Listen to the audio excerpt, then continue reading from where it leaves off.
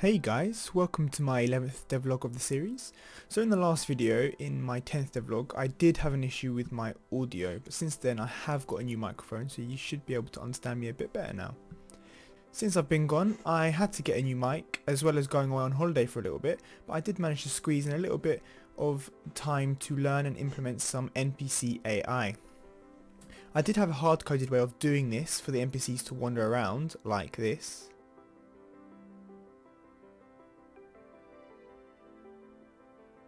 But I felt like I wanted a bit more of a dynamic way of doing this, so I decided to actually try and implement some AI behaviours into my game.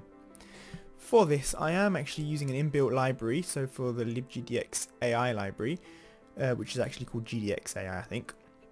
But of course, the thing still needs to be programmed for it to work. There is some documentation that does go along with it to help you get started, which I will put in the description if anyone is actually interested in learning it. It is specific to the libgdx game framework, but it does cover some basic AI concepts and a few ways of implementing some of the AI behaviours such as random wander, seek, flee, arrive, and many others. AI is a massive topic, so more research will be needed to understand it fully depending on how deeply you want to understand and know about it. I have studied basic AI previously, but I'm not saying I do remember any of it, so this was actually a good opportunity for me to actually jump back in and understand it. Currently, I have only implemented the Wander and Seek steering AI behaviours. These will actually be the most common in my game, as well as a few others which I haven't actually started yet. First off, I will show you the Wander AI. To make it easier to understand what is actually happening, I have added some debug lines, which is in this case a circle, on screen. I'll sometimes be calling the NPCs agents, as that's what they're called in AI, and I want to try and sound like I have actually been doing this for a few years, which I clearly haven't.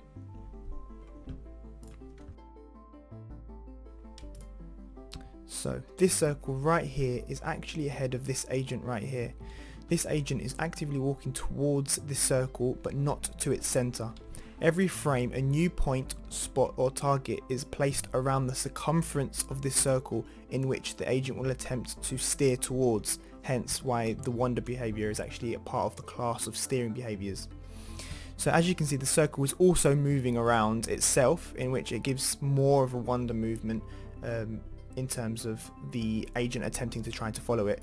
So the agent attempting to follow the target gives it a steering behavior and changes its angle, and the movement of the circle also gives it a sort of actual wander movement around the map. As you can see, it's mainly in very large circles. It's not actually changing too much. I will need to alter some values in order to constantly move this circle into different directions every so often in order to actually make the wander behavior more believable instead of just this slow moving circle. But this is just the basics, how I've just begun. This agent is actually showing some sort of wander behavior, even though it's very basic, but it's still there. And there's also one down here who's doing very similar things as well.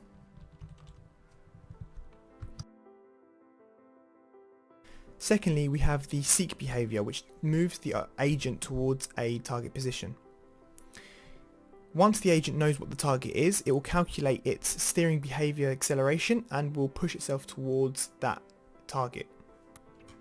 So the humanoid NPC actually has a target of the corner of the building, which we're going to ignore for now because I do want to show you the actual cat NPC. So this target will constantly change between either me or the other agent, as you will see in a moment. As you can see right now, this is the target for the animal NPC. If I walk towards the cat, it changes to me now, so it's actually steering itself and accelerating itself towards me, and now it's actually steering with acceleration towards that NPC agent. See, this is not actually still not where I would like it, as it's far too smooth, and once it actually meets its target, obviously this is what happens. It starts to swing and sway because it's not decelerating to a stop. This will need more realistic looking AI behaviors, obviously as realistic as you can get in the 2D game, but I'm quite happy with how the basics look to begin with, but I would like to obviously improve with changing values and so on. For next time, I do want to improve the current steering behaviours that I have for the NPCs at the moment, so I want to make them feel a bit more realistic, actually change the NPC's direction they're facing when they're moving, actually animate the NPC as they're moving, because it's currently still coded with the previous wander movement I was doing. I'd also want to make it a bit more complex, so add in pathfinding for the wander behaviour so they can avoid obstacles when they're wandering around and so on. I do also want to implement a few more behaviours to the NPCs, so for example fleeing.